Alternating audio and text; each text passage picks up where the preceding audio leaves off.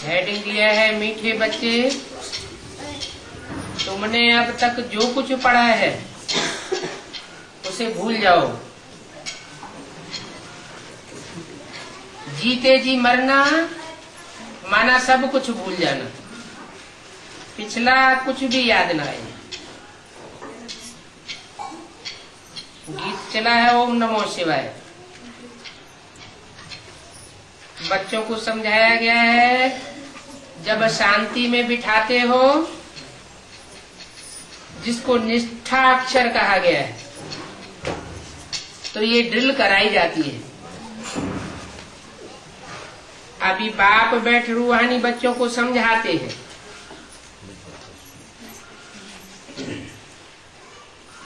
निष्ठा करना,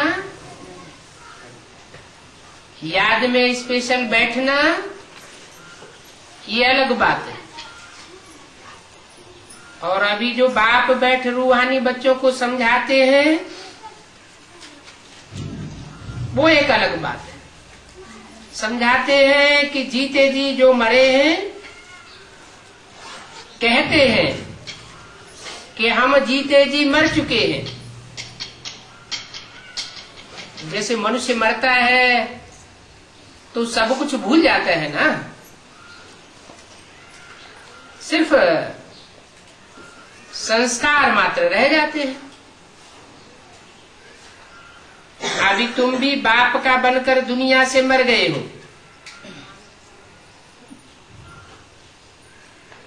कौन सी दुनिया से मर गए हो?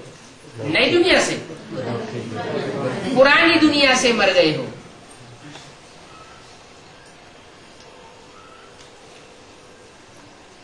बाप कहते हैं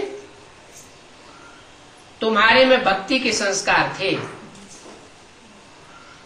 पुरानी दुनिया के जो भी संस्कार थे, 63 जन्मों की भक्ति के संस्कार थे। अब तुम बाप के बच्चे बन गए। तो जब बाप के बच्चे बने तो पुराने संस्कार तुम्हारे बदल जाने चाहिए। बदल रहे हैं। किनके बदल रहे हैं? जो जीते जी पुरानी दुनिया से मर चुके हैं। तुम मरते हो ना, मरने से मनुष्य पढ़ा हुआ सब कुछ भूल जाता है। फिर दूसरे जन्म में नए सिरे पढ़ना होता है। मृत्यु भी एक ऐसा जबरदस्त एक्सीडेंट है। जैसे कोई आदमी की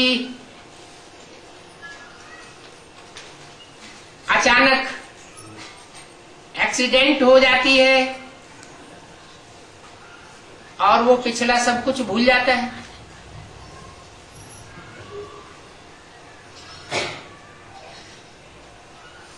तो तुम्हारी तो ये बेहद की मौत है। 63 जन्मों के बाद तुम्हारा ये नया जन्म हुआ है।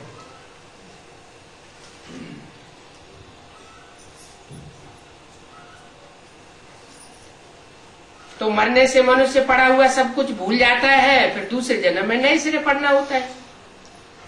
बाप भी कहते हैं तुम जो कुछ पढ़े हुए हो भूल जाओ, क्योंकि तुम बाप के बने हो, पारलौकिक बाप के बने हो ना। मैं तुमको नई बातें सुनाता हूं।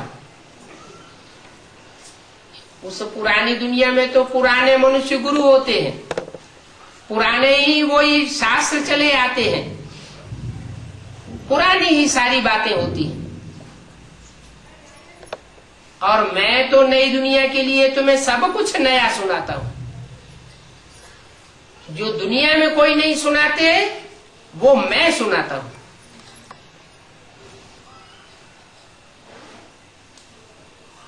अगर मनुष्य गुरु भी पुरानी बातें सुनाए सकते तो फिर मेरे आने की क्या दरकार? भगवान इस सृष्टि पर आता है ना, जरूर तब आता होगा जब सब अपनी अपनी बातें, अपना अपना मंथन सुना करके थक जाते हैं, लेकिन दुनिया परिवर्तित नहीं होती। लेकिन मैं तब आता हूं जब ये पुरानी दुनिया परिवर्तित होने वाली होती है। उसकी निशानी है एटम बम।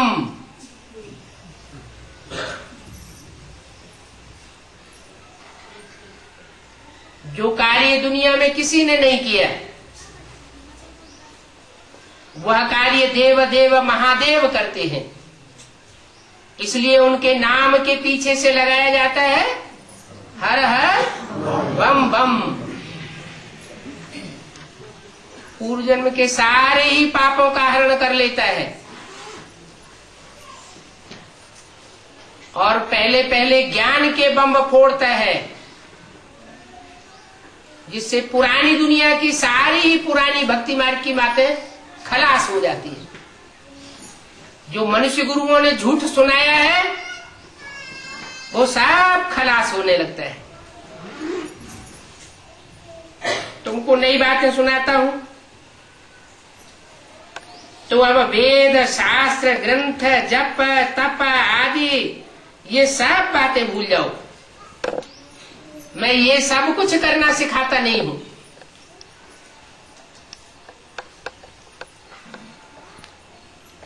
कोई ऋग्वेद यजुर्वेद की पढ़ाई पढ़ाता हूं क्या? कोई संस्कृत के शास्त्र लेकर के पढ़ाता हूं क्या, या पढ़ता हूं क्या?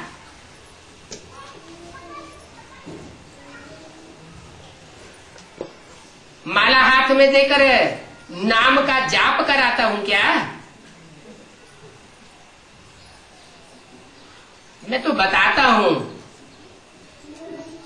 कि माला के गुरुओं में तुम जो नाम जाप करते हो हर गुरुए के साथ राम राम राम राम, वो हर आत्मा रूपी गुरिया है जो संगठन के सूत्र में परमात्मा आकर के बांधता है। हर धर्म में माला घुमाई जाती है। हिंदू, मुसलमान, सिख, ईसाई, बौद्धि, हर धर्म के लोग तो माला घुमाते हैं ना। माला के मणकों को घुमाते जाते हैं। वो माला के मणके तुम आत्मा रूपी बच्चों की यादगार है। जिन श्रेष्ठ आत्मा रूपी बच्चों ने नई दुनिया की स्थापना के कार्य में और पुरानी परंपराओं के विनाश के कार्य में इस दुनिया के अंदर सबसे जास्ती सहयोग परमात्मा को दिया है। 108 मणकों की माला सारी दुनिया के सभी धर्म के लोग सिमरते हैं, स्मरण करते हैं। तो जरूर कोई कार्य किया होगा ना। ऐसा श्रेष्ठ कार्य मैं तुमको नया ज्ञान देकर के कराता हूं। पुरानी बातें नहीं सुनाता हूं, नई बातें सुनाता हूं। नई बातें सुनाकर नए युग की स्थापना करता हूं। तुमसे कोई जाप नहीं करवाता हूं कि नाम जाप करो, राम राम राम कृष्ण कृष्ण कृष्ण। नहीं, कोई तपस्या भी नहीं करवाता हूं कि एक टांग से खड़े हो जाओ, सर के बल खड़े हो जाओ, सर्दी गर्मी में बैठ जाओ। ऐसी कोई तपस्या करना नहीं सिखाता हूं। ये देह को एकाग्र करने का कोई कार्य है, कोई ऐसी तपस्या नहीं कराता हूं। मैं तो तुमसे मन को एकाग्र करने की प्रक्रिया धारण कराना चाहता हूं। जो कहते हैं मन को जीते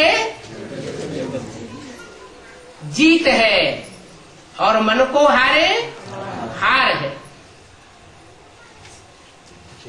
मन बहुत चंचल है, कितना प्रयत्न करते हैं एकाग्र करने का तो भी टिकता नहीं है। वर्षों बीत गए, संस्कृत की गीता पढ़ते पढ़ते कितने वर्ष हो गए।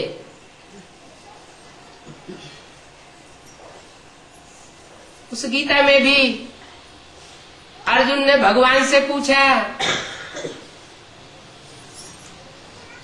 कि भगवान ये मन बहुत चंचल है,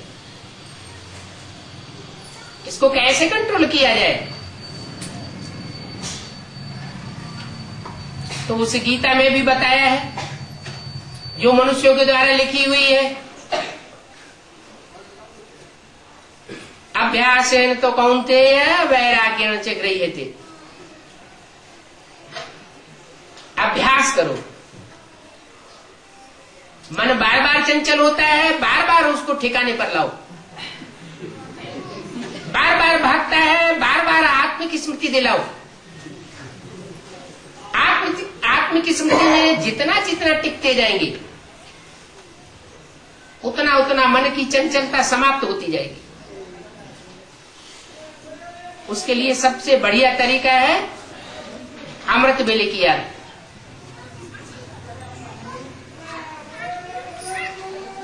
अमृत वेले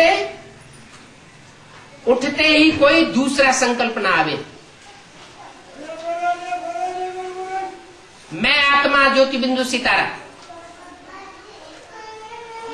5, 10, 15 मिनट भी अगर ये प्रैक्टिस पक्की की दृढ़ता पूर्वक कि मैं स्टार आत्मा हूं, भ्रकुटी के मध्य में चमकता हुआ सितारा जिसकी यादगार मस्तक में टीका लगाते हैं। जरूर आत्मा यहां टिकी हुई है, बिंदी लगाते हैं, जरूर आत्मा बिंदी मिसल है। उस ज्योति बिंदु की रोशनी इन आंखों से निकल रही है। आत्मा शरीर छोड़ देती है तो ये आंखें बटन हो जाती है, आंखों की रोशनी गायब हो जाती है। तो ये तपस्या मैं तुमको सिखाता हूं। न जाप कराता हूं, न कोई शारीरिक तपस्या कराता हूं। ये मन को तपाने की तपस्या है। मन को एकाग्र करना, देह को भूलना, आत्म की स्थिति में स्थित रहना। लेकिन सिर्फ अभ्यास से भी नहीं होगा। अभ्यास के साथ साथ इस पुरानी दुनिया के पदार्थों, पुरानी दुनिया के जो भी मित्र संबंधी आदि हैं, उन सबसे वैराग आना चाहिए। क्योंकि अब अंतिम जन्म है, एटम बम बन चुके हैं, सबका अंतिम जन्म है, सबकी वानप्रस्थ अवस्था है। ये दुनिया दिन दूनी रात चौगुनी बिगड़ती जा रही है, अति होती जा रही है, स्वभाव संस्कार टकराते जा रहे हैं। तो जब अति का अंत होता है तब दुनिया पलटती है। तो अंदर से ये वैराग आना चाहिए कि ये दुनिया जाने वाली है। ये महलमाड़ियां अटारियां जो इन आंखों से देख रहे हैं, ये सब क्षण भंगुर हैं। अब खेल खलास होने वाला है। ये सारा ही 100-150 वर्ष के अंदर ये माया का पांप दुनिया में फैला हुआ है। इससे पहले इतनी ऊंची ऊंची महलमाड़ियां अटारियां, साइंस के इतने चमत्कार, दुनिया में नहीं थे। अब क्योंकि ये माया का पंप एंड शो, ये दुनिया जाने वाली है, इसलिए माया भी अपना खूब पसारा फैलाई रही है। माया और मायापति भगवान की लड़ाई है। माया अपनी तरफ खींच रही है और भगवान अपनी तरफ खींच रहा है। ये माया रावण और भगवान का खेल है, रस्सा कसी का। तो भगवान याद दिलाते हैं कि अब अपने को इस पुरानी दुनिया से मरा हुआ समझो।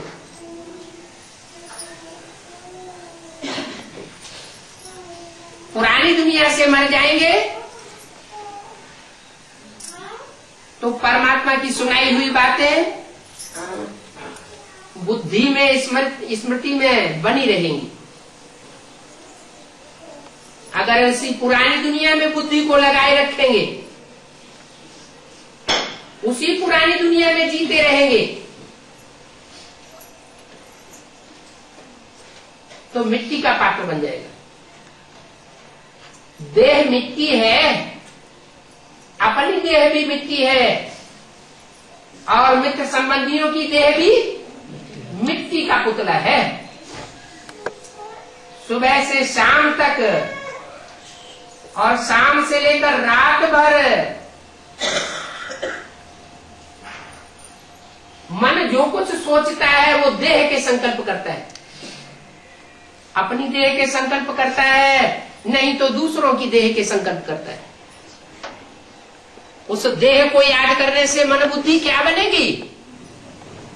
तो जैसे को याद करेंगे वैसी ही मन बुद्धि की स्थिति बनेगी। चोर डकैतों को याद करेंगे तो चोरी डकैती के संस्कार स्वतः ही आत्मा में भर जाएंगे। राजाओं महाराजाओं का संग करेंगे तो राजाई महाराजाई के श्रेष्ठ संस्कार आत्मा में स्वतः ही आ जाते हैं। ये संग का रंग हर मनुष्य आत्मा को लगता है। तो सोचो, सुबह से शाम तक, शाम से सुबह तक, दिन और रात जो देह और देहधारियों का चिंतन करते हैं, मिट्टी का चिंतन करते हैं, तो मन बुद्धि रूपी आत्मा क्या बनती जाती है? मिट्टी बनती जाती है।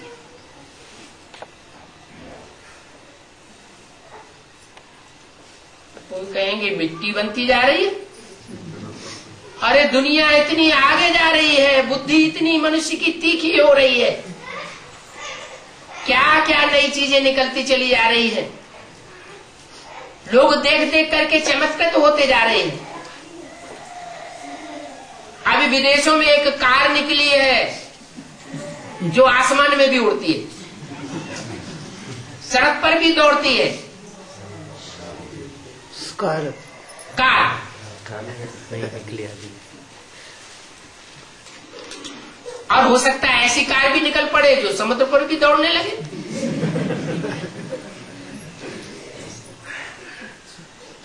तो चमत्कारों की इंतहा हो रही है।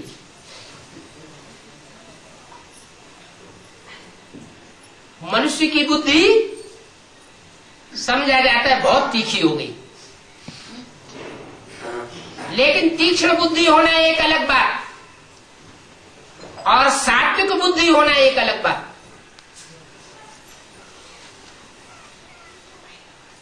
तीक्ष्ण बुद्धि वाला मनुष्य राक्षसी वृत्तियों का भी हो सकता है।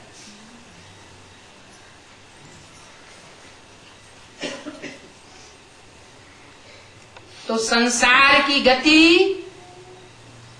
मनुष्यों के हिसाब से आसुरी दुनिया की तरफ जा रही है, तामसी बनती जा रही है। अभी भगवान बाप बता रहे हैं कि इन माया के पाम पेंड शो वाली दुनिया में अपनी बुद्धि को भरमाना नहीं।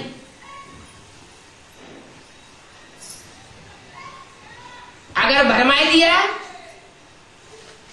तो जो दुनिया की चाल है वही तुम्हारी चाल हो जाएगी।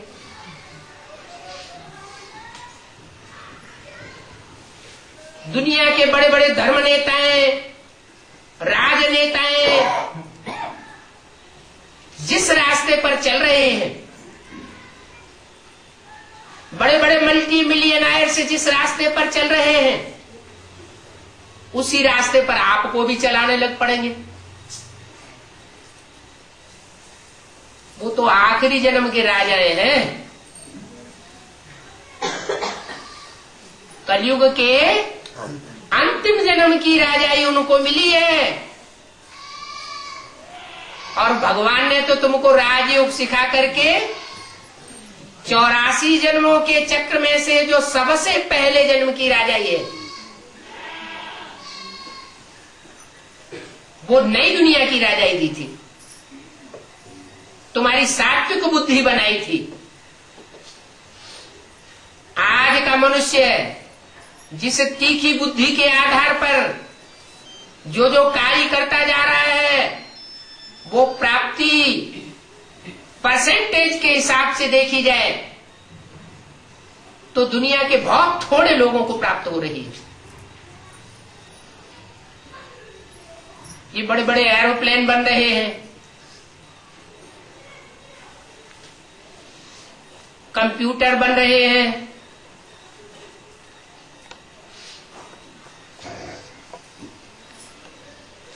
और न जाने क्या क्या चीजें बन रही हैं। इन चीजों से दुनिया के कितने परसेंटेज लोग लाभ उठा पा रहे हैं? ना के बराबर। तो सात्विक बुद्धि हुई या तामसी बुद्धि हुई? तामसी बुद्धि हुई। दुनिया की हालत आज ऐसी हो गई है,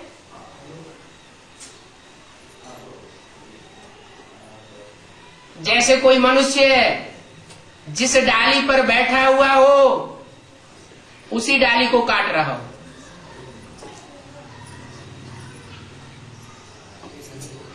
ईर्ष्या द्वेष भरी बुद्धि, ऐसी तामसी बुद्धि ऐसे भयानक अस्त्र शस्त्र तैयार कर चुकी है, जिससे थोड़े ही समय में सारी दुनिया नष्ट हो सकती है। उसी दुनिया में रह रहे हैं और उसी दुनिया को नष्ट करने के लिए सामान तैयार कर रहे हैं। उस सामान से जनरल पब्लिक का क्या फायदा हो रहा है? फायदा हो रहा है कि भय बढ़ रहा है। भय जबरदस्त बढ़ता चला जा रहा है, पता नहीं कब क्या हो जाए। देखो अफगानिस्तान की लड़ाई छिड़ी तो दुनिया में कैसे कैसे भय के वाइब्रेशन फैल गए थे। इराक की लड़ाई छिड़ी, कैसा कैसा भयभीत बनाने वाला वातावरण दुनिया का बनने लगा।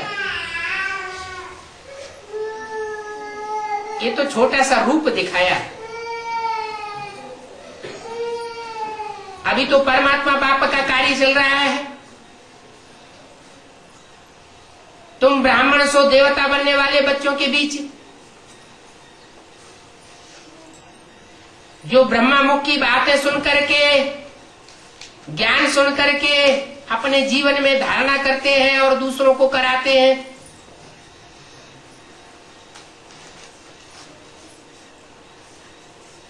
तुम वाइब्रेशन को सुधारने की कोशिश करते हो। तुम विश्व कल्याणकारी बाप के बच्चे हो। जैसा बाप का खून होगा वैसा ही बच्चे का खून होगा। अब वो बाप तो लौकिक बाप होता है, लौकिक बाप का खून भी लौकिक होता है। स्थूल बाप होता है तो स्थूल बाप का स्थूल खून होता है। देह का बाप उससे देह का खून मिलता है। ये तो आत्मा का बाप है, देह का बाप नहीं है, पारलौकिक बाप है। और एक जन्म का बाप नहीं है,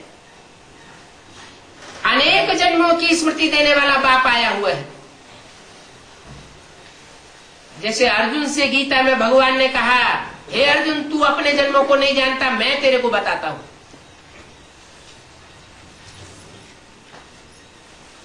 तो अनेक जन्मों की प्राप्ति कराने वाला बाप वो बता रहा है कि अब इस पुरानी दुनिया को भूलना बहुत जरूरी है। अगर सिर्फ अभ्यास करते रहेंगे और पुरानी दुनिया में बुद्धि भी रमाते रहेंगे तो जो प्राप्ति होनी चाहिए वो प्राप्ति नहीं हो सकेगी, क्योंकि अधूरा पुरुषार्थ हुआ। तो अब ये वेद शास्त्र ग्रंथ जप तप ये सब बातें भूलो जो मनुष्य गुरुओं की सिखाई हुई है। इसलिए कहा है हियर नो इविल, ये इविल बातें भूल जाओ। इन शास्त्रों को पढ़ करके ही जर्मनी के विद्वानों ने ऐसी बुद्धि चलाई कि आग्नेय अस्त्र तैयार कर लिए।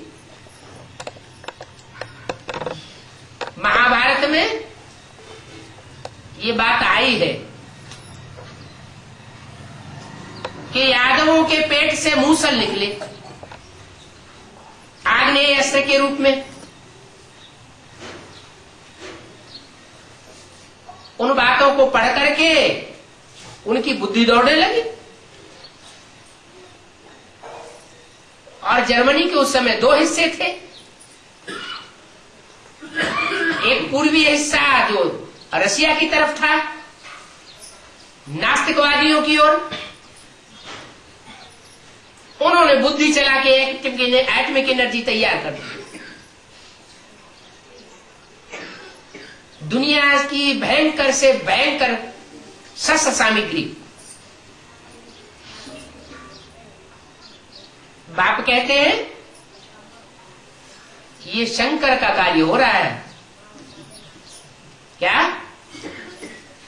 मेरे 3 बच्चे हैं पहलौटी के, ब्रह्मा विष्णु और शंकर। मैं इस सृष्टि पर जब आता हूं तो अकेला नहीं आता हूं, इन 3 मूर्तियों के साथ संसार में प्रत्यक्ष होता हूं। उन 3 मूर्तियों में सबसे बड़ा बच्चा कौन? ब्रह्मादेव, विष्णुदेव, देवदेव, महादेव। वो पहला बच्चा है। देवताओं में भी बड़ा है। उस बड़े बच्चे को बड़ा काम सौंपा हुआ है। क्या बड़ा काम? इब्राहिम आए, इस्लाम धर्म स्थापन कर दिया।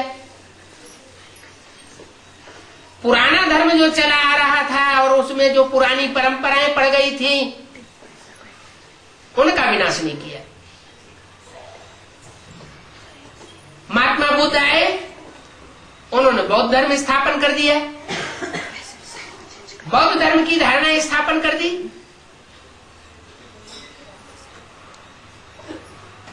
तो जो पुरानापन था उन्होंने भी साफ नहीं किया। पुरानी परंपराएं, पुरानी बातें, पुराने स्वभाव संस्कार वो ज्यों के त्यों चलते रहे। क्राइस्ट आए, उन्होंने क्रिश्चियन धर्म स्थापन कर दिए। उन्होंने भी पुरानी परंपराएं नष्ट नहीं की, पुरानेपन को नष्ट नहीं किया। जो भी धर्म पिताएं आए, चाहे द्वापर में आए चाहे कलयुग में आए, अपने अपनी धर्म स्थापन कर दिया। धर्म की धारणाएं स्थापन कर दी।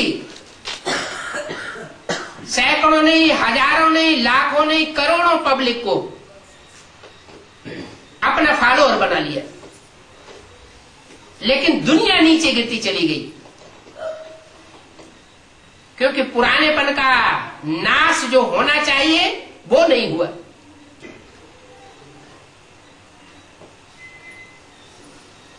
जैसे कोई घड़े में विष रखा हुआ हो और उसमें कोई दूध उड़ेलता जाए, तो एक बार दूध उड़ेल दे, दूसरी बार दूध उड़ेल दे, तो क्या वो दूध बन जाएगा? है? दूध नहीं बन सकता। तो ऐसे ही जो पुराने पुराने धर्म, पुरानी पुरानी मान्यताएं, पुरानी पुरानी धारणाएं, उनका नाश नहीं किया, उनकी सफाई नहीं की, मनुष्य के स्वभाव संस्कार बिगड़ते चले गए और नई नई धारणाएं धर्म की स्थापन करते थे, तो दुनिया का सुधार नहीं हुआ। सिर्फ इस सत्य रूपी मकान का टाइम टू टाइम और स्थान स्थान पर रिपेयरिंग कर दी। मकान रिपेयर हुआ, लेकिन नया मकान नहीं बना सके। परमात्मा बाप कहते हैं कि जो काम दुनिया के कोई भी धर्म पिताएं, महात्माएं, संत पुरुष, बड़े बड़े धर्म नेताएं, बड़े बड़े राजनेताएं, बड़े बड़े राजाएं महाराजाएं हिस्ट्री के नहीं करवा सके, वह कार्य मैं अपने बड़े बच्चे से कराता हूं। क्या कार्य? पुरानी दुनिया का विनाश, पुरानी परंपराओं का विनाश, पुराने ज्ञान का विनाश, या कहो अंधकार का विनाश। जो भी मनुष्य गुरुओं के द्वारा सिखाया गया है वो सब तामसी बातें सिखाई गई।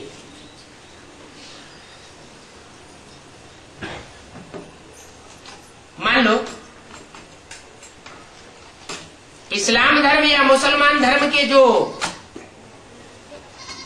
मान्यताएं सिखाने वाले मौलवी मुल्लाएं हैं, वो जो अंधश्रद्धा सिखा रहे हैं, अगर उनकी अंधश्रद्धा का कुठाराघात करने वाली बातें उनके सामने रखी जाएं, तो वो क्रोध में आएंगे या नहीं आएंगे? भयंकर क्रोध में आ जाते हैं।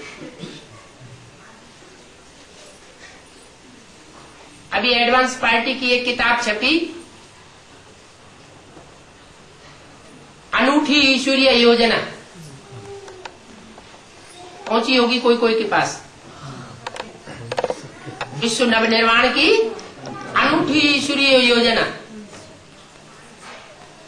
उसका पाकिस्तान के एक भाई ने, जो लंदन में कई साल से ब्रह्मा कुमार था और अभी एडवांस पार्टी में आ गया,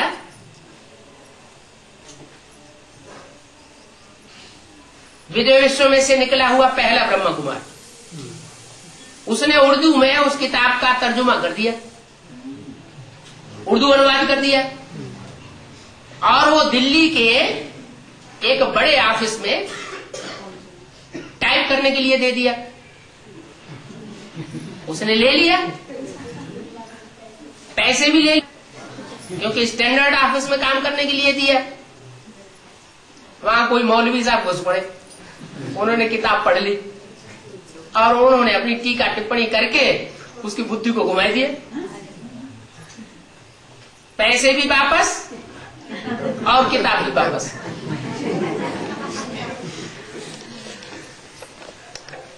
तो ये जो धर्मगुरु होते हैं, धर्म सत्ताधीश और राज सत्ताधीश,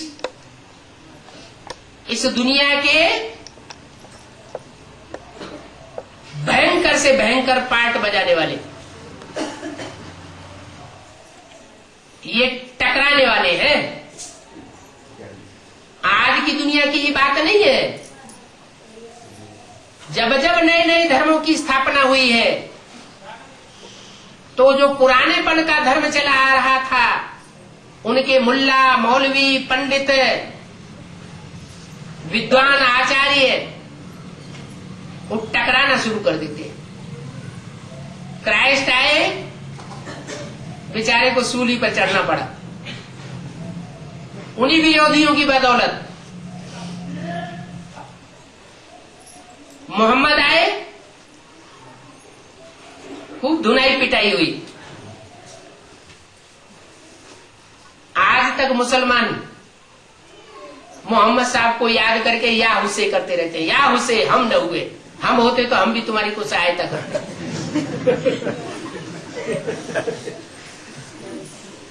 गुरु नानक को देश देशांतर की खाक छाननी पड़ी। महात्मा बुद्ध को भारत देश से निकाला मिल गया और विदेशों में जाके खाक छाननी पड़ी, अपने धर्म की स्थापना करनी पड़ी।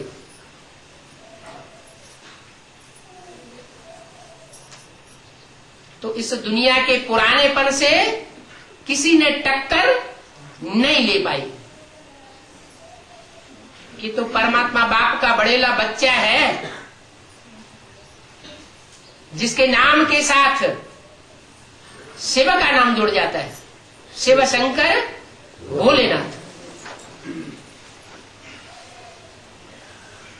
वो दुनिया के पुरानेपन का, पुरानी दुनिया का मुल्ला, मौलवियों, महात्माओं, पंडितों का पुरजोश से मुकाबला करता है और ऐसे तरीके से मुकाबला करता है कि भला भस्मासुर पीछे लग जाए, फिर भी वो अपना काम करके छोड़ता है। वो आत्मा कोई दूसरी आत्मा तो है नहीं। जैसे कृष्ण की सोल ब्रह्मा के रूप में पार्ट बजाती है,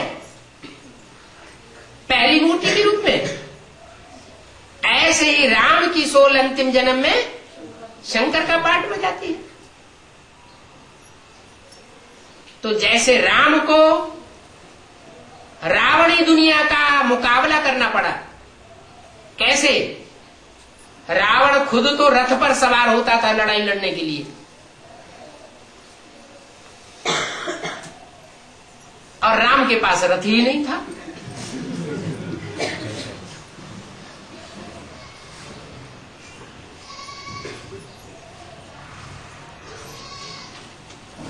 वो खुद महलमाड़ियों और अटारियों में रहता था। कौन? रावण। और उन्होंने कहां रहकर के युद्ध किया?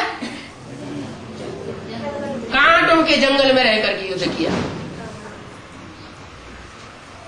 रावण को कौन मिल गए लड़ाई लड़ने के लिए? मनुष्य मिल गए। थोड़ा मन बुद्धि लगा करके कार्य करने वाले को मनुष्य कहा जाता है। और राम को बेचारों को क्या मिले? बंदर मिल गए। बंदर जैसे विकारी, बंदरों की बात नहीं है। उनको कितना भी ज्ञान सुनाओ, जहां चने या भूंगरे सामने आए बस चना चबने में लग जाते हैं। चाहे कितना भी बाप दादा उनको चिल्लाए चिल्लाए के बोले अब अंतिम समय है, अब ये बंदर जैसी विकारी वृत्तियां छोड़ दो, लेकिन वो छोड़ते नहीं। तो ऐसे बंदरों की सेना राम को मिलती है। उनको बंदर से मंदिर लायक बनाने का काम करना ही पड़ता है।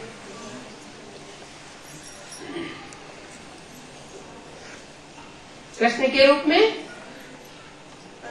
कंस से मुकाबला दिखाया गया है।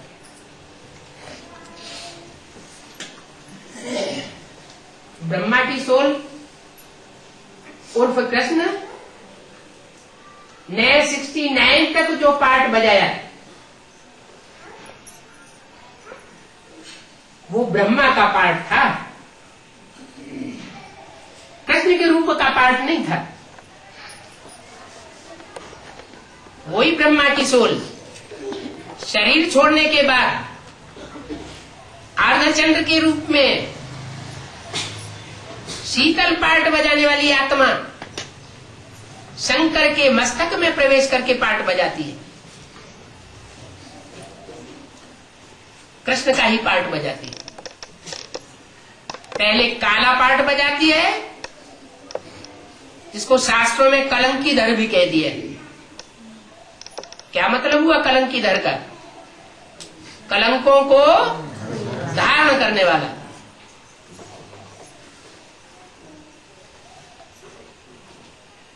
इसलिए उनके नाम का आधा हिस्सा श्याम कहा जाता है और आधा हिस्सा लास्ट का सुंदर कहा जाता है। माना एक ही व्यक्तित्व, एक ही पर्सनालिटी, जिसमें कृष्ण की सोल प्रवेश करके पार्ट बजाती है, वो पहले काला पार्ट बजाती है, श्याम पार्ट बजाती है और बाद में सुंदर पार्ट बजाती है। इतना भयंकर काला और इतना सुंदर दुनिया का कोई भी धर्म पिता ऐसा पार्ट नहीं बजाता। काले से काला और गोरे से गोरा। नहीं तो एक व्यक्ति के दो अपोजिट नाम कैसे हो गए?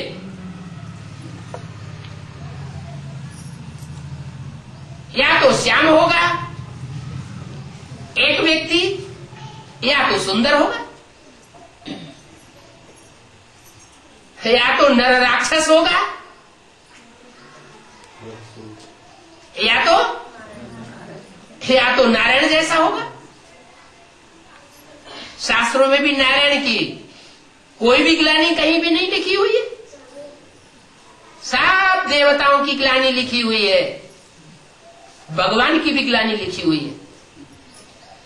लेकिन नारायण इतना सुंदर दिखाया जाता है जिसकी कोई ग्लानि नहीं। कहते भी हे कृष्ण नारायण वासुदेव। इसका मतलब हुआ कि जो कृष्ण था बचपन में, वही बड़ा होने के बाद, पढ़ाई पूरी होने के बाद, परीक्षा संपन्न होने के बाद नर से नारायण बन जाता है। तो वही श्याम और वही सुंदर बन करके संसार में प्रत्यक्ष होता है। तो बाप कहते हैं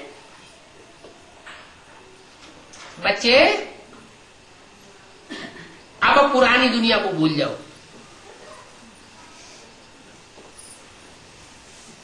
दुनिया न जीती देखो। क्या ये जो इन आंखों से दुनिया देख रहे हो, जो कुछ भी इन आंखों से देख रहे हो, वो सब रहने वाला नहीं है, सब खलास होने वाला है। और तीसरे नेत्र से जो बाप तुमको दिखाई रहा है, त्रिनेत्री कहते हैं ना।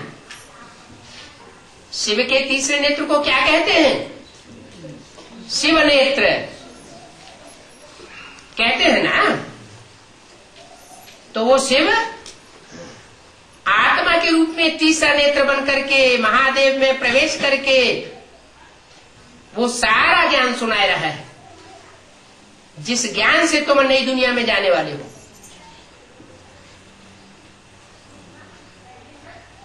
वो नई दुनिया जिनकी बुद्धि में ज्ञान बैठा हुआ है, जिन्होंने ज्ञान की गहराई को समझा हुआ है,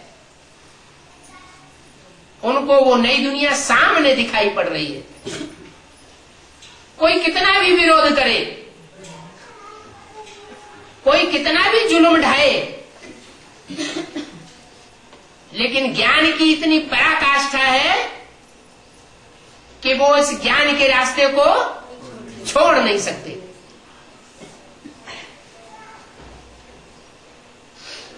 देखने वाले दंग रह जाते हैं, पता नहीं इनको कौन सा गुरु मिला हुआ है। अरे गुरु तो वो मिला हुआ है जिसको सदगुरु कहा जाता है। सिख लोग कहते हैं एक सदगुरु अकाल मूर्त। जब एक ही सदगुरु है तो बाकी गुरु क्या हो गए? एक है सतगुरु, सतगुरु, सच्चा गुरु, तो बाकी सब झूठे गुरु हो जाते हैं। तो जहां सदगुरु आकर के पढ़ाई पढ़ा रहा होगा, उसकी पढ़ाई तो बहुत मजबूत बनाने वाली होगी ना। कोई ढुलमुल स्टूडेंट थोड़े ही तैयार करेगा, वो तो पूरी पढ़ाई पढ़ने वाले स्टूडेंट तैयार करता है। सदगुरु है और सत शिक्षक है, वो सुप्रीम टीचर भी है। ऐसा टीचर है जिसको दुनिया में कोई पढ़ाई नहीं पढ़ा सकता। सुप्रीम टीचर शिव को कोई पढ़ाई पढ़ा सकता है क्या? वो तो जन्ममरण के चक्र से न्यारा है। अकर्ता भोक्ता कहा जाता है, उसको तो पढ़ाई पढ़ने की दरकार भी नहीं। वो सिर्फ आकर के पढ़ाई पढ़ाता है।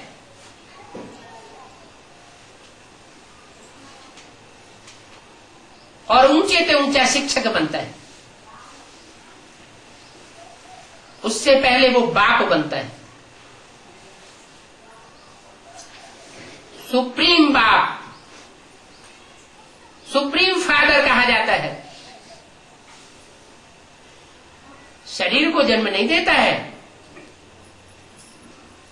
किसको जन्म देता है? आत्मा कहाँ जन्म लेती है? आत्मा तो अजर अमर अविनाशी है। हाँ, आत्मा को परिचय देता है कि तुम ज्योति बिंदु आत्मा हो, तुम स्टार हो। ये परिचय दुनिया में किसी ने नहीं दिया।